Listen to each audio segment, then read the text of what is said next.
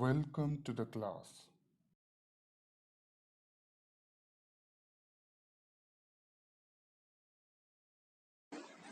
Virus is probably one of the most used word nowadays.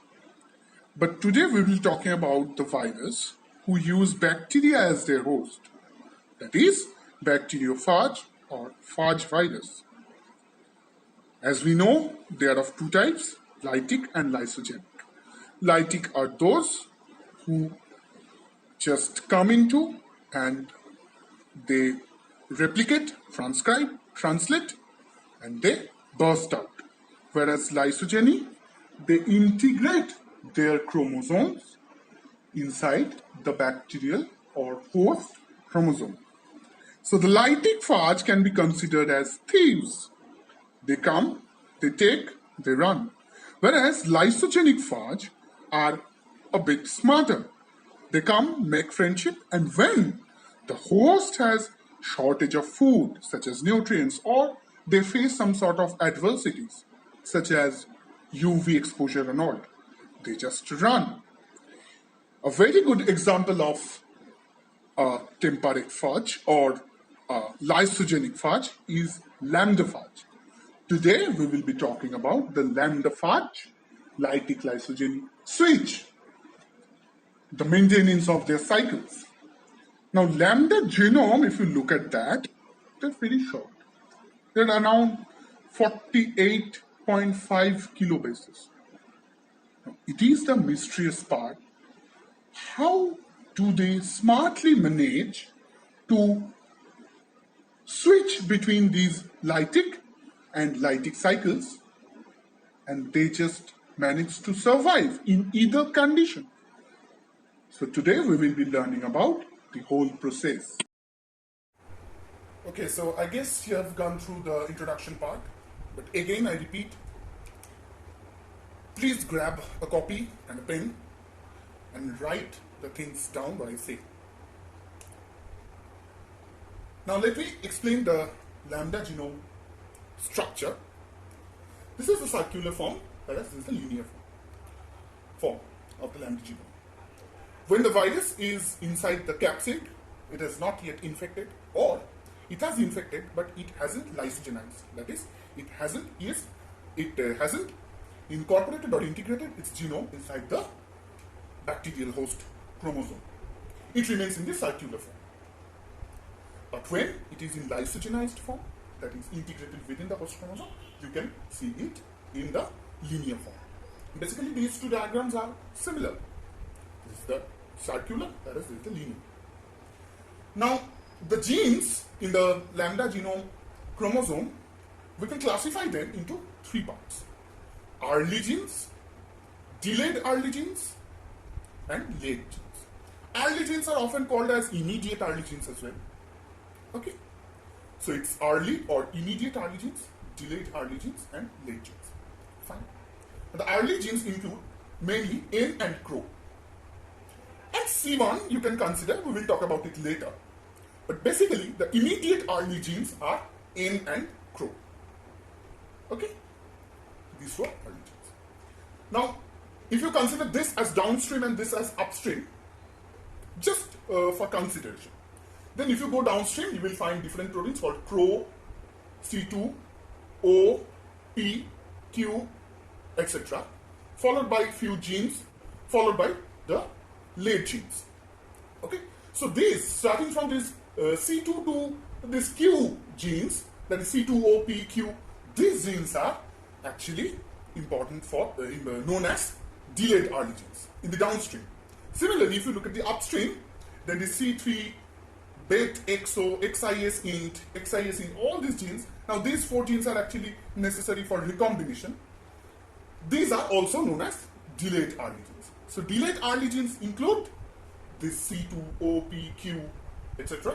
and the C3, XIS int as well. Okay, all these genes are delayed early genes. This O and P, these two genes are responsible for the replication gene transcription.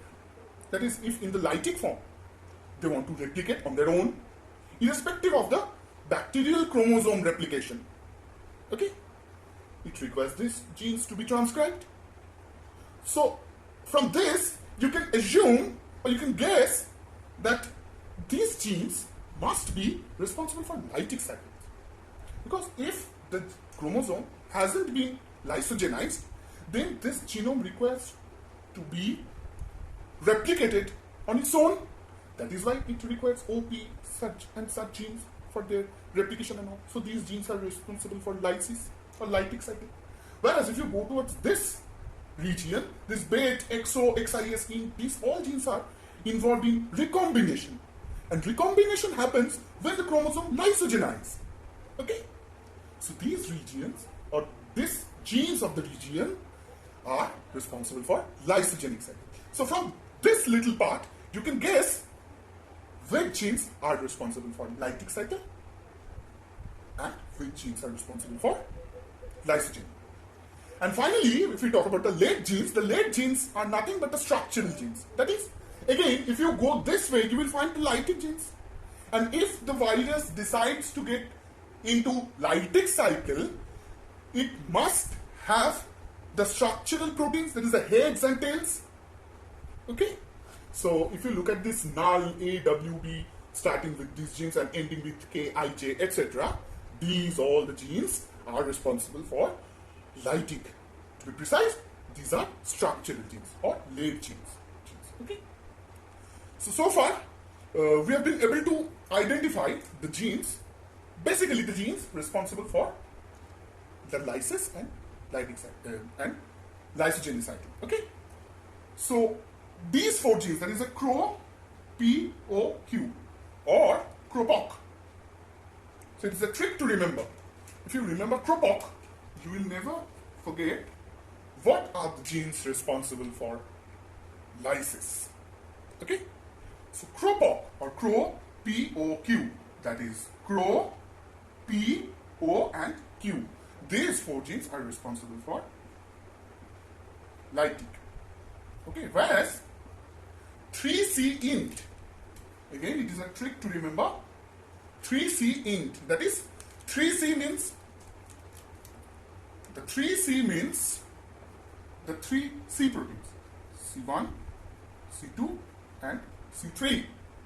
These three genes are responsible for lysogeny along with the int, that is integrase. So 3-sync, okay, responsible for lysogeny. Fine. So prior to start about learning the whole things, we have to remember few considerations. Otherwise, it will be a bit difficult to understand the whole topic. The first is direction of transcription. Direction of transcription means, if you look at your copy where you have drawn the entire genome, you will find different P and O located here and there.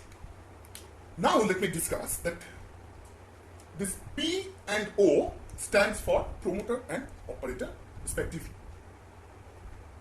We will talk about it in detail. But whenever there is a promoter and operator, that means an RNA polymerase is going to bind there. And it's supposed to activate the transcription at that point. Now, if you think that this one is 5' to 3' direction, this region is 5' to 3' direction, then this must be 3' to 5' direction. And you will find that the transcription takes place in both the direction, in this way and this way as well. But again, we know that transcription only takes place in the 5' to 3' direction. So, how is it possible? If the transcription takes place 5' to 3' direction, and if this one is 5' to 3' direction, then the transcription cannot take place in this direction, and vice versa. If you consider this as a 5' to 3', and there are few promoters responsible for transcription in this way, then again this will be 3' to 5' direction, and it's not possible to transcribe from 3' to 5' direction. Then what's the mystery behind it? Actually, when the RNA polymerase recognizes the respective operators and promoters and start transcription, the directionality changes with respect to the strands. What does it mean? That if, say, here I draw something like this. If the transcription occurs is 5' to 3' direction, then this strand is 3' to 5'.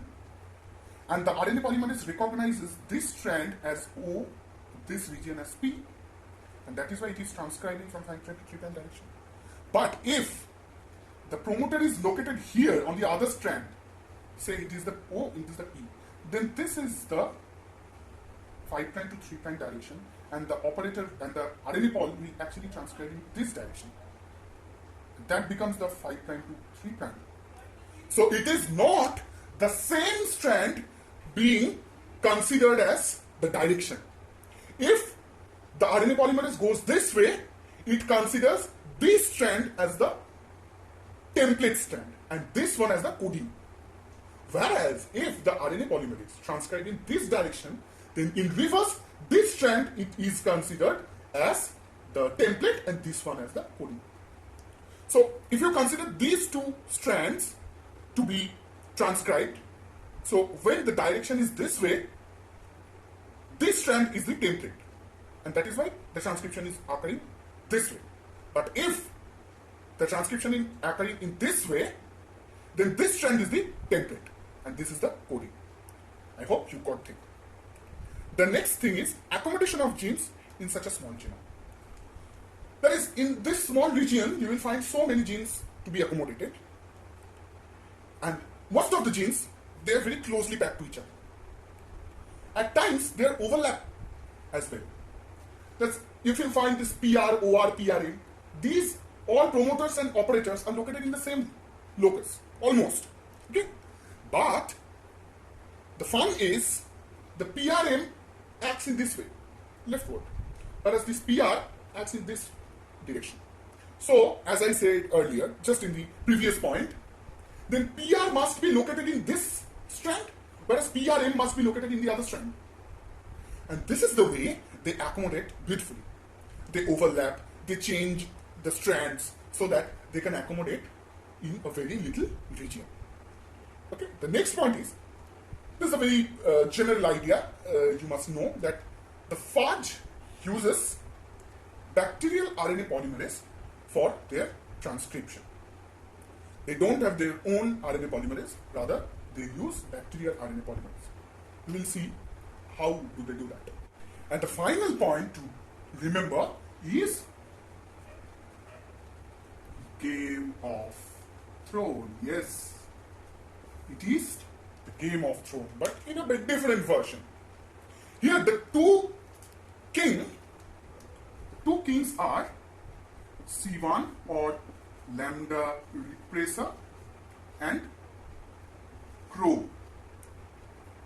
This decides lysogeny, whereas this decides lytic. These two proteins actually fight amongst each other. Now, what is the throne? What do they fight for? Is the operator. So, OL or OR. To be precise, OR. We will look into the mechanism later. So, basically, C1 and Crow, these two proteins fight among each other for the throne OR. If C1 wins, lysogeny prevails. If Crow wins, Lytic cycle takes place. Fine? Okay. Now we will be learning about the different promoters and operators. Fine? The first one is PL, which is promoter leftward. Okay? Here you can see the promoter leftward. It is located between C1 and E. Okay? The promoter leftward. What does it do? It promotes the transcription of L, C3, XIS and IN. Okay? And you can see these are responsible for mainly for lysogeny. So PL, from this PL region, it starts the transcription. If you can't see from this image, you can see from your own copy, as I have advised you to draw the diagrams. So from PL, it's transcribed in this direction. So for PL, the template must be this strand. Okay? The template must be this strand and this must be the coding strand. Okay? Now the OL, just beside the PL, and they are located so closely to each other, that is the operator leftward. This operator is actually binding site. And from the GOT concept, binding site for lambda repressor and crow both. Okay? Both lambda repressor or C1 can bind the operator, OL, and it is also applicable for crow. Which one binds? It decides the further phenomenon. Next, the PR, that is promoter rightward. Okay? Promoter rightward. It helps in the transcription of, so promoter rightward is here, you can see, okay, promoter rightward is here, PR, so it is for crow, C2, O, P, and Q. Okay. Now all this crow, O, P, Q, that is crow POC, these are responsible for lytic cycle. Only the C2 is responsible for lysogen. So let me mark it. Write these things down. Okay, I suggest you to write these things down. Then comes OR. This is again the operator rightward. Okay, and again it is binding site for lambda repressor and crow. Similarly, okay. Then comes PI. Here you can see the PI. PI is a leftward promoter.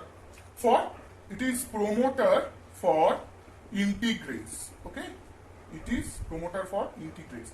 It transcribes for integrates, but not for exinase. So it is for promoter for integrase. It helps the integrase mRNA to be transcribed. The next promoter is a unique one, that is PAQ, or promoter for anti-Q mRNA.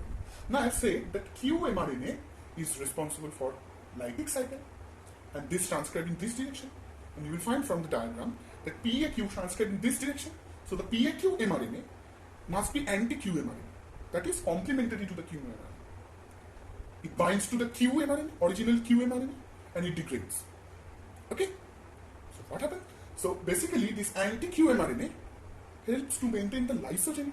If Q mRNA is responsible for lysis and anti-Q mRNA degrades that, then anti-Q mRNA must be responsible for lysogen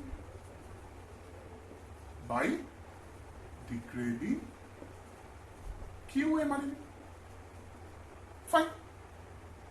Okay. The next one is it's PRE. Okay, it is the PRE. Now PRE is promoter for, RE stands for repressor establishment. Okay, now you will find PRE to be here. Okay, from your diagram you have drawn on your copy, look at there, and you will find PRE. So PRE is a leftward promoter, and it actually transcribes the lambda repressor.